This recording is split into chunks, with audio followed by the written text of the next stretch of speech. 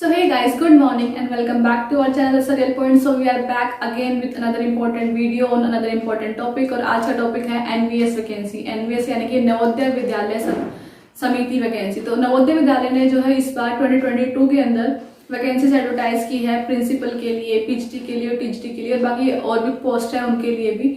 तो उनके लिए क्या कंडीशंस है, कब से फॉर्म स्टार्ट हो रहे हैं, क्या लास्ट डेट है, क्या फीस स्ट्रक्चर है, क्या एज रिलैक्सेशन होनी चाहिए या फिर क्या आपके पास जो है अलग अलग कैटेगरी वाइज कैसे इसका डिस्ट्रीब्यूशन किया गया है, तो वो सब जो है इस वीडियो में हम कंक्लूड करेंगे। तो चलिए वीडियो को हम शुरू करते हैं और ये वीडियो मेनली उसे फोकस रहेगी टीजीटी साइंस और पीजीटी बायो के ऊपर, क्योंकि बायो वाले बच्चों को सबसे ज्यादा डाउट होती है। उनकी ही वैकेंसी ऐसी पोस्ट है जिसके अंदर अलग अलग सब्जेक्ट कॉम्बिनेशन होता है कि किसी के अंदर जो है जेनेटिक्स को अलाउड कर देते हैं, किसी के अंदर अलाउड नहीं करते हैं। तो बायो वाले बच्चे हमेशा कंफ्यूजन में रहते हैं और साइंस वाले। तो टीजीटी साइंस और पीजीटी बायो जो है इस वीडियो का मेन फोकस रहेगा।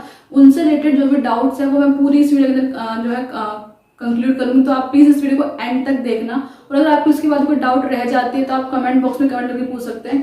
चलिए वीडियो को हम शुरू करते हैं। तो एनवीएस की जो परमानेंट वैकेंसीज आई हैं इनकी रजिस्ट्रेशन कह सकते हैं या फिर फीस डिपॉजिट की जो डेट है वो है 2 जुलाई, ठीक है। यानी कि फॉर्म जो है भरने स्टार्ट हो चुके हैं, तो आप लोग जाके फिल कर सकते हैं। इसकी लास्ट डेट रजिस्ट्रेशन की भी और फीस डिपॉजिट की लास्ट डेट है 22 जुलाई, यानी 2 से लेके 22 जुलाई तक ये फॉर्म जो है एक्टिव रहेंगे। उसके बाद ये बंद हो जाएंगे। तो आप लोग ज्यादा लास्ट डेट तक वेट मत कीजिएगा, जल्दी से जल्दी फॉर्म भर देना।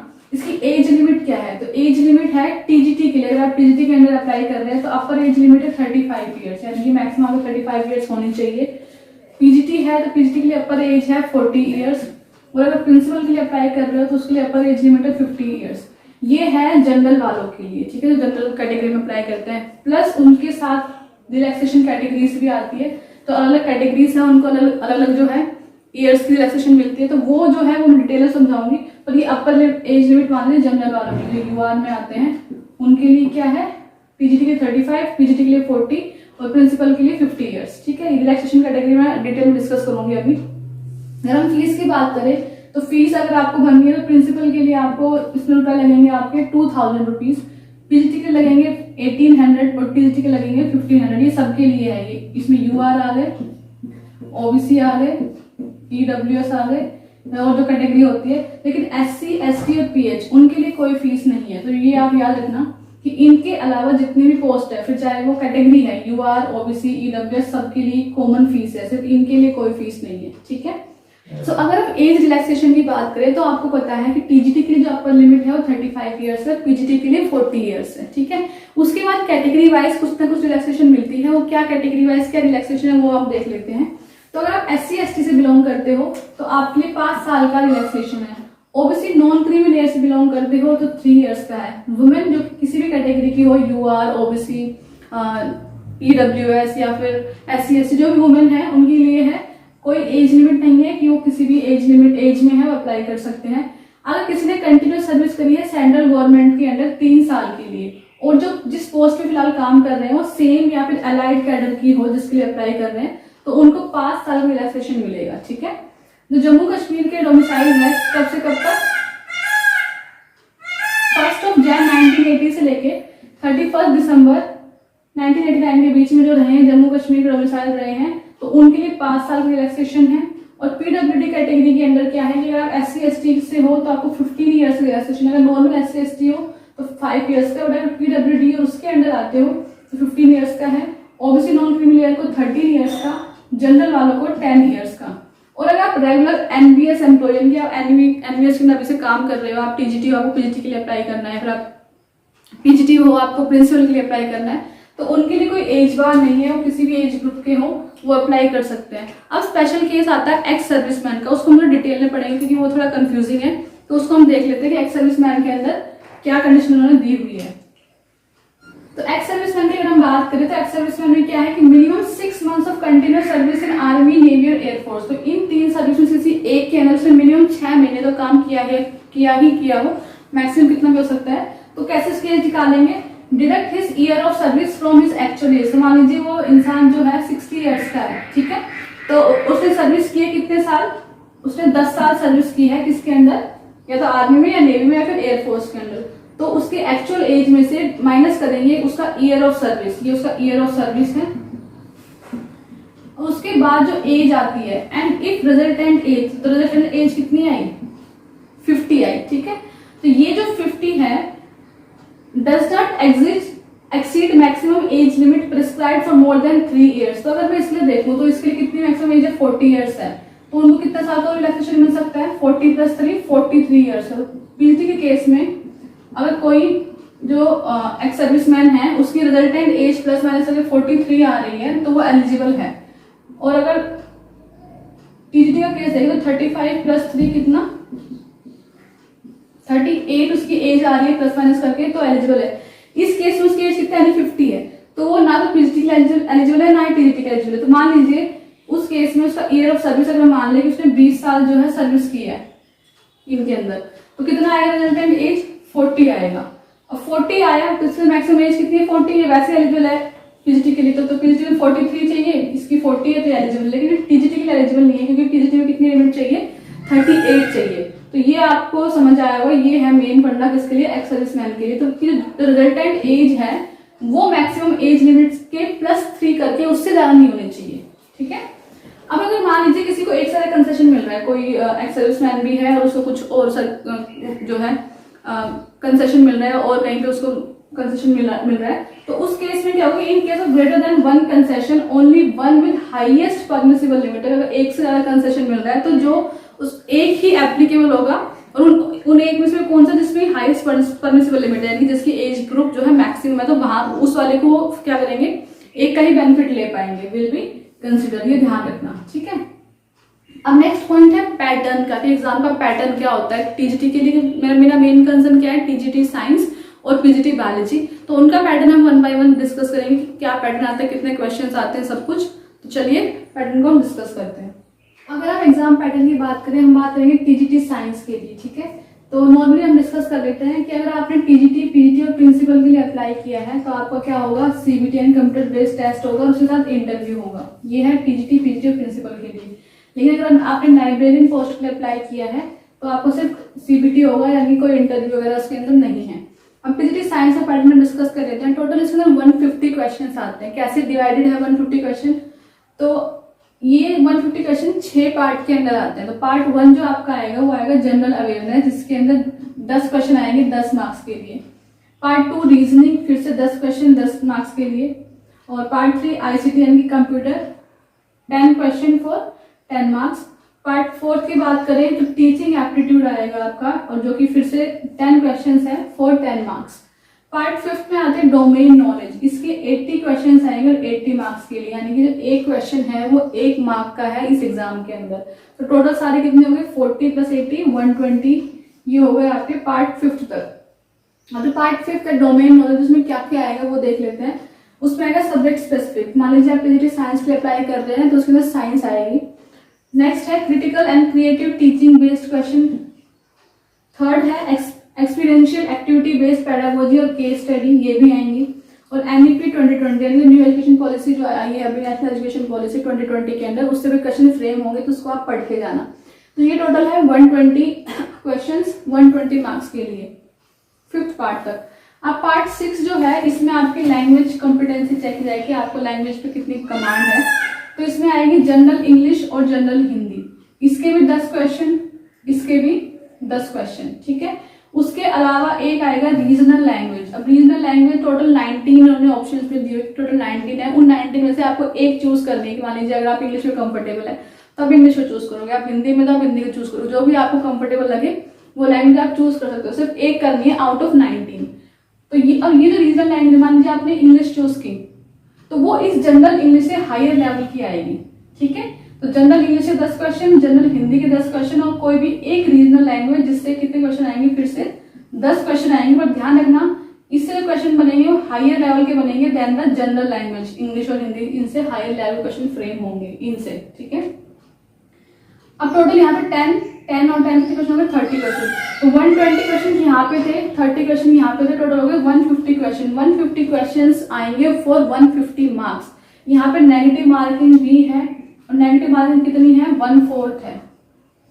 अनलाइक यूपी टीजीटी और पीजीटी जहाँ पे कोई नेगेटिव मार्किंग नहीं थी, यहाँ पे नेगेटिव मार्किंग है। तो आप ध्यान से करना, आपको सारे वही क्वेश्चन करना जो आपको आते हैं अच्छे से। और एक चीज और जो काफी इंपॉर्टेंट है, ये बहुत इंपॉर्टेंट है, ठीक है, बच्चे क्या करते हैं, पूरा इसको स्ट्रॉन्ग कर लेते हैं, लैंग्वेज को छोड़ देते हैं कि ठीक है कोई बात नहीं। लेकिन अगर आपने इसको स्किप कर दिया तो आपको ये भी बहुत घाटे में जाएगा। कैसे जाएगा मैं बताती हूँ आपको। ये इससे 10 क्वेश्चन आएंगे तो हर लैंग्वेज के अंदर आपको 40% स्कोर करना है इन ईच लैंग्वेज। यानी कि अगर आपके पास इसमें 10 क्वेश्चन है तो इसका 40% कितना हो गया, 4 क्वेश्चन। 4 क्वेश्चन आपके सही होने चाहिए। सही ये नहीं कि आपने 10 क्वेश्चन किए, 6 सही किए, 4 गलत, तो टोटल मार्क्स जो है वो 4 मार्क्स। 4 क्वेश्चन सही मतलब विदाउट नेगेटिव, आपने कोई नेगेटिव ना किया फिर आपके 4 क्वेश्चन सही। तो टोटल 10 में से आपके कितने मार्क्स आने चाहिए, 4 मार्क्स आने चाहिए इंग्लिश के अंदर, 4 मार्क्स मिनिमम आने चाहिए हिंदी के अंदर, 4 मार्क्स मिनिमम आने चाहिए रीजनल लैंग्वेज के। टोटल हो गए 12 आउट ऑफ 30। अब ये भी नहीं है कि आप इसमें तो आप 6 नंबर ले आए, इसमें आप 3 लेके आए, इसमें आप 2 लेके आए, तब भी कोई फायदा नहीं है। हर इंडिविजुअल लैंग्वेज के अंदर आपको 4 मार्क्स लेके आने हैं आउट ऑफ 10। ठीक है, ये काफी इंपॉर्टेंट है। और एक चीज और कि अगर मान लीजिए आपके इसमें 4 नहीं आए, इसमें 4 मार्क्स नहीं आए, आपने ये पार्ट 6 क्वालिफाई नहीं किया, तो आपके बाकी जो लेवल है, बाकी जो पार्ट 5 तक है वो चेक भी नहीं होंगे। ठीक है, तो ये सबसे इंपॉर्टेंट है कि इसको जो है आपको क्वालिफाई करना ही पड़ेगा, तब जाके आपके पार्ट क्वालिफाई, आपके पार्ट चेक होंगे। इसमें आपने क्वालिफाई नहीं किया तो आपके पार्ट चेक भी नहीं होंगे। तो इस थोड़ा जो है फोकस रखना। ठीक है, और इंडिविजुअल लैंग्वेज अंदर 4 out of 10, 4 out of 10, 4 out of 10 लेके आने। ये तो हो गया टोटल क्वेश्चन 150 फॉर 150 मार्क्स। ये हो गया पूरा पैटर्न जिसका टीजीटी साइंस का। नेक्स्ट हम डिस्कस करेंगे पीजीटी बायोलॉजी का। उसके लिए क्या पैटर्न है वो हम देख लेते हैं। ठीक है, तो पीजीटी बायो की अगर हम बात करें तो पीजीटी बायो के अंदर भी काफी हद तक सेम ही पैटर्न है, पर डिफरेंस कहाँ आता है, क्वेश्चन उसमें भी पीजीटी के अंदर 150 आते थे, पीजीटी के अंदर भी 150 क्वेश्चन ही आएंगे। डिफरेंस कहाँ पे है कि डिफरेंस है यहाँ पे रीजनिंग में। पीजीटी के अंदर टोटल 10 क्वेश्चन आते थे रीजनिंग के, यहाँ पे कितने क्वेश्चन हो गए, 20 क्वेश्चन हो गए पीजीटी के केस में। ठीक है, तो टोटल क्वेश्चन कितने हो गए, 30, 40, 50, 50 और 80, 130। यहाँ पे 120 क्वेश्चन थे टीजीटी के अंदर, पर यहाँ पे क्या है कि पीजीटी के अंदर 130 क्वेश्चन आएंगे इसके पार्ट 5 तक। बाकी सब सेम है, डोमेन नॉलेज में वही subject specific, critical and creative teaching based, experiential activity, NEP 2020, ये सब सेम कॉमन है। एक डिफरेंस आएगा यहाँ पे, टीजीटी के अंदर एक रीजनल लैंग्वेज वाला पॉइंट ऐड हुआ था, जैसे कि टोटल 30 क्वेश्चन हो गए थे 30 मार्क्स के लिए। यहाँ पे ये हट जाएगा पीजीटी के अंदर। ठीक है, पीजीटी के अंदर सिर्फ क्या आएगा, लैंग्वेज कॉम्पिटेंसी चेक होगी, जिसमें जनरल इंग्लिश से 10 क्वेश्चन आएंगे और जनरल हिंदी के कितने क्वेश्चन आएंगे, 10 क्वेश्चन आएंगे। ये टोटल कितना हो गया, ये हो गया आपका 20 मार्क्स का। तो 130 ये, 20 ये, कितना हो गया 130 प्लस 20, ये हो गया टोटल 150। दोनों के अंदर 150 क्वेश्चन ही है, उसमें 120 प्लस 30 था, इसमें 130 प्लस 20 है पीजीटी के केस के अंदर। रीजनल लैंग्वेज नहीं है, रीजनल लैंग्वेज नहीं है, पर एक चीज अभी भी सेम है कि इनके अंदर आपको 20 में से 10, फिर से 10 में से 4 नंबर लेके आने, 10 में से 4 नंबर लेके आने, नेगेटिव मार्किंग इसके अंदर भी है। और एक चीज और, मोड ऑफ एग्जाम दोनों के अंदर कैसा होगा, बायलिंगुअल होगा। ठीक है, पार्ट 1 to 5 चेक नहीं होगा अगर आपने पार्ट 6 को क्वालिफाई नहीं किया। 40% मार्क्स यानी कि 10 में से आपको 4 नंबर लेके आने हैं ईच लैंग्वेज के अंदर। तो ये हो गया पीजीटी का पैटर्न। अब हम देखेंगे कंडीशन, आपके पास क्या डिग्री होनी चाहिए, क्या आपकी एलिजिबिलिटी कंडीशन क्या है, वो हम बात करेंगे टीजीटी साइंस के लिए भी और पीजीटी बायोलॉजी के लिए, क्योंकि वहीं पे सबसे ज्यादा कंफ्यूजन होती है। तो उसको हम समझ लेते हैं। पहले हम बात करेंगे टीजीटी साइंस के लिए। ठीक है, सो अगर हम टीजीटी साइंस की एलिजिबिलिटी क्राइटेरिया की बात करें तो ये जो टीजीटी साइंस है इसका पोस्ट कोड है 16। इसमें 3 कंडीशन है। कुछ लोग जो है नॉर्मल बीएससी करते हैं 3 साल की, ठीक है, कुछ लोग जो है बीएससी ऑनर्स करते हैं और कुछ लोग जो है इंटीग्रेटेड कोर्स करते हैं। तो तीनों के लिए अलग अलग कंडीशन है, क्या है हम देख लेते हैं। अगर आपने नॉर्मल बीएससी करी, बैचलर डिग्री करी किसी भी यूनिवर्सिटी से, 3 साल की बीएससी करी है, तो ये ध्यान रखना कि आपको तीनों साल बॉटनी, केमिस्ट्री और जोलॉजी पढ़नी कंपलसरी है। आपने तीनों साल क्या पढ़ा हो, botany, chemistry, zoology. First year के अंदर भी सेम कंडीशन, सेकंड ईयर के अंदर भी और सेम कंडीशन थर्ड ईयर के अंदर भी। इसमें कोई एक्सेप्शन नहीं है। आप नॉर्मल बीएससी कर रखी है तो आपने तीनों सब्जेक्ट जो है तीनों साल पढ़े हो, अगर आपको टीजीटी साइंस के लिए फॉर्म भरने हैं तो। ठीक है, दूसरा, अगर आपने नॉर्मल बीएससी ऑनर्स किया है, ऑनर्स में क्या होता है कि मान लो आपने बॉटनी ऑनर्स किया है, जोलॉजी ऑनर्स किया फिर या फिर केमिस्ट्री ऑनर्स किया, फिजिक्स वाले इसमें एलिजिबल नहीं है टीजीटी साइंस के लिए, उनके लिए अलग से होगा।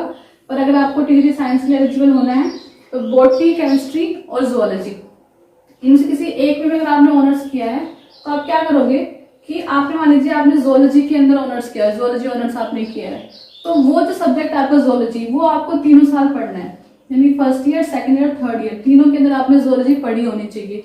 उसके अलावा बाकी दोनों सब्जेक्ट बच गए, बॉटनी और केमिस्ट्री, ये किन्हीं भी 2 साल में, यानी कि 3 साल आपको जोलॉजी पढ़नी है, 2 साल आपको केमिस्ट्री पढ़नी है, फिर चाहे आप फर्स्ट ईयर में पढ़े, सेकंड ईयर में पढ़े, या फिर सेकंड ईयर थर्ड ईयर में पढ़े, फर्स्ट ईयर थर्ड, कोई भी कॉम्बिनेशन हो सकता है, पर जोलॉजी 3 साल, केमिस्ट्री किन्हीं भी 2 साल और बॉटनी किन्हीं भी 2 साल। यानी कि ये जो अगर आपने जोलॉजी ऑनर्स में, जोलॉजी के अंदर अगर आपने ऑनर्स कर रखे तो 3 साल आपको क्या पढ़नी है, जोलॉजी 3 साल पढ़नी है, और उसके साथ केमिस्ट्री 2 साल पढ़नी है और बॉटनी आपको 2 साल पढ़नी है। तो कोई भी कॉम्बिनेशन आप ला सकते हैं कि मान लिया आपने फर्स्ट ईयर में बॉटनी पढ़ा, फिर आपने थर्ड ईयर में बॉटनी पढ़ा, केमिस्ट्री आपने फर्स्ट ईयर में पढ़ा, सेकंड ईयर में पढ़ा, इसमें ना नहीं पढ़ के मान लीजिए आपने केमिस्ट्री थर्ड ईयर में पढ़ा, कैसे भी करके केमिस्ट्री 2 साल और बॉटनी भी 2 साल, पर जोलॉजी 3 साल।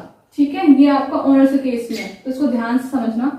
थर्ड है आपका ऐसी यूनिवर्सिटीज होती हैं जिनके अंदर क्या होता है कि थर्ड ईयर के अंदर आके सिर्फ 2 ही सब्जेक्ट प्रोवाइड करते हैं, फर्स्ट ईयर और सेकंड ईयर में 3 सब्जेक्ट दे देंगे, बॉटनी, केमिस्ट्री और जोलॉजी, पर थर्ड ईयर में आके सिर्फ 2 ही सब्जेक्ट देते हैं। तो उन केस में क्या करेंगे बच्चे, उन केस में क्या होगा कि बाकी 3 सब्जेक्ट्स तो आपने पढ़े हो दोनों साल, 3 सब्जेक्ट यानी कि बॉटनी, जोलॉजी और केमिस्ट्री, बॉटनी, जोलॉजी और केमिस्ट्री आपने फर्स्ट ईयर और सेकंड ईयर में तीनों पढ़े होने चाहिए, और कोई भी 2 सब्जेक्ट आपको पढ़े होने चाहिए थर्ड ईयर में। अब वो कोई भी कॉम्बिनेशन हो सकता है, बॉटनी प्लस जोलॉजी आप पढ़ सकते हैं थर्ड ईयर में, बॉटनी प्लस केमिस्ट्री आप पढ़ सकते हैं, या फिर जोलॉजी प्लस केमिस्ट्री पढ़ सकते हैं।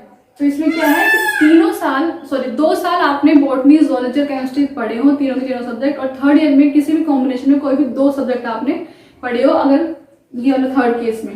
अब इसमें और एक चीज क्या चाहिए कि सीटेट आपके पास क्वालिफाई होना चाहिए, सीटेट होना चाहिए, प्लस बीएड होनी चाहिए।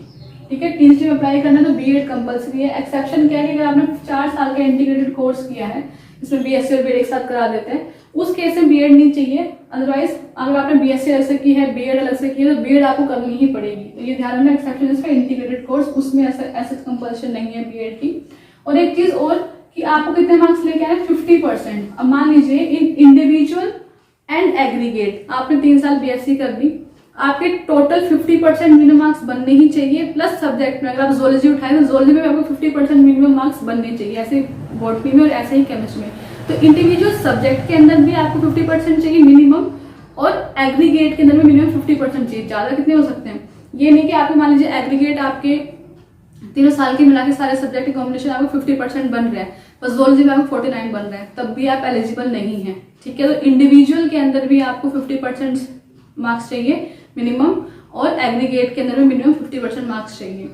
ये है आपका पीजीटी साइंस। तो ये सारा आप ध्यान से देखना कि अगर डिग्री नॉर्मल बीएससी करी है तब क्या कॉम्बिनेशन है, ऑनर्स की है तब क्या कॉम्बिनेशन है, और अगर आपके पास एग्री वाला कॉम्बिनेशन है तब क्या कंडीशन है। ठीक है, तो नॉर्मल बीएससी तो तीनों आप सब्जेक्ट 3 साल पढ़े हो, ऑनर्स कर रखी है तो जिस सब्जेक्ट का आपने ऑनर्स की है वो 3 साल पढ़ा हो, बाकी जो सब्जेक्ट है 2-2 साल पढ़े होने चाहिए। अगर आपने ऐसी यूनिवर्सिटी जहाँ पे 2 साल थर्ड ईयर के अंदर आके क्या करते हैं कि सिर्फ 2 सब्जेक्ट देते हैं, तो उन्होंने बाकी जो 3 सब्जेक्ट हैं वो 2 साल पढ़े हो, पर बाकी थर्ड ईयर में कोई भी कॉम्बिनेशन में 2 सब्जेक्ट तो मिनिमम पढ़े हो। तो ये पूरा है पीजीटी साइंस के लिए। अब हम बात करते हैं पीजीटी बायो के लिए, उसके लिए क्या कॉम्बिनेशन आपके पास होना चाहिए। ठीक है, तो अगर हम पीजीटी बायो की देखें तो पीजीटी बायो जो है उसका पोस्ट कोड है 02।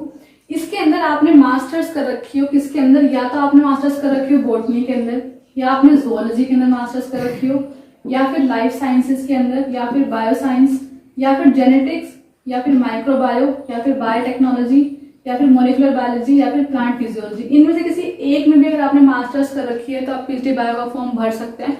बस एक कंडीशन और है कि आपने ग्रेजुएशन लेवल के ऊपर बॉटनी और जोलॉजी दोनों पढ़ रखी हो।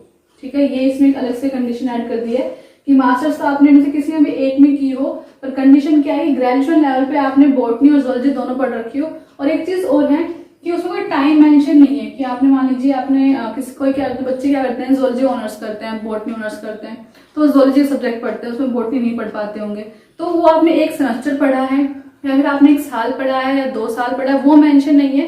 बस इतना बोला हुआ है कि बॉटनी और जोलॉजी आपने पढ़ी हो ग्रेजुएशन लेवल पे, टाइम लेवल मेंशन नहीं कर रखा है। तो अगर आपने 1 सेमेस्टर पढ़ रखी है, 1 साल पढ़ी है, तब भी आप एलिजिबल हैं इस पोस्ट के लिए। ठीक है, तो आप फॉर्म भर देना। इसमें बीएड चाहिए। कंडीशन क्या है, जब टीजीटी में बीएड चाहिए थी, इसमें भी बीएड आपको चाहिए। लेकिन अगर आपने 4 साल का इंटीग्रेटेड कोर्स कर रखा है, जैसे भी होता है, उस केस में आपको बीएड नहीं चाहिए। एक चीज और कि 50% फिर से वही सेम है, इंडिविजुअल लेवल पे, यानी अगर इंडिविजुअल सब्जेक्ट है उसमें आपको 50% मार्क्स आने चाहिए। ऐसे एग्रीगेट के अंदर 50% मार्क्स आपके मिनिमम आने चाहिए। सीटेट जरूरत नहीं, क्योंकि सीटेट होता भी नहीं है पीजीटी के लिए, तो सीटेट सिर्फ टीजीटी के लिए और जो पीआरडी पोस्ट होते हैं उनके लिए एलिजिबल रिक्वायर्ड होता है, इसलिए नहीं चाहिए। तो इसलिए कोई सीटेट नहीं चाहिए। ये पूरी कंडीशन थी टीजीटी बायो के लिए। टीजीटी साइंस की मैंने बता दी। और एक चीज और मैं ऐड करना चाहूंगी कि ये जो एग्जाम होगा टीजीटी साइंस और टीजीटी बायो, जो कि 150 क्वेश्चन फॉर 150 मार्क्स, ये 3 घंटे के लिए होगा। इसकी जो ड्यूरेशन है वो 3 घंटे की है। और इसमें कोई टाइम लिमिट नहीं है कि अगर मान लीजिए कि पार्ट 1 के लिए आपको 10 मिनट मिलेंगे, पार्ट 2 के लिए, तो ऐसा कोई इंडिविजुअल लेवल पे इंडिविजुअल पार्ट के लिए कोई टाइम लिमिट नहीं है। तो इसलिए आपको अगर मान लीजिए आपको पार्ट 1 जो है 5 मिनट में हो गया, तो आप सेकंड पार्ट मूव ऑन कर सकते हैं। तो ऐसा इंडिविजुअल लेवल पे टाइम लिमिट नहीं है, बट ओवरऑल जो है 3 घंटे आपको मिलेंगे। तो ये पूरी जो भी डाउट थी टीजीटी साइंस को लेकर टीजीटी बायो के लिए कि क्या सब्जेक्ट कॉम्बिनेशन होना चाहिए, क्योंकि सबसे ज्यादा कंफ्यूजन यही होती है कि क्या सब्जेक्ट कॉम्बिनेशन है। हमने इससे कर रखी है, हमने इससे मास्टर्स कर रखी है, हमने 2 साल बॉटनी पढ़ी, हमने 2 साल जूलॉजी पढ़ी, 3 साल ये पढ़ा है। तो वो सारे डाउट मैंने इस वीडियो में क्लियर करने की कोशिश की है। फिर भी अगर आपको कोई डाउट रह जाती है तो आप कमेंट बॉक्स में कमेंट कर सकते हैं, ताकि हम जो भी आपके डाउट है वहाँ पे क्लियर कर सके। और प्लीज चैनल को लाइक कीजिएगा, शेयर कीजिएगा और सब्सक्राइब जरूर कीजिएगा, क्योंकि आप जब लाइक शेयर और सब्सक्राइब करते हैं तो उससे हमें मोटिवेशन मिलती है कि हम और नई वीडियो और ऐसी वीडियो जो कि आपके लिए काफी हेल्पफुल हो वो हम लेके आए। मिलते हैं आपको एक और ऐसी वीडियो के साथ, तब तक के लिए थैंक यू सो मच।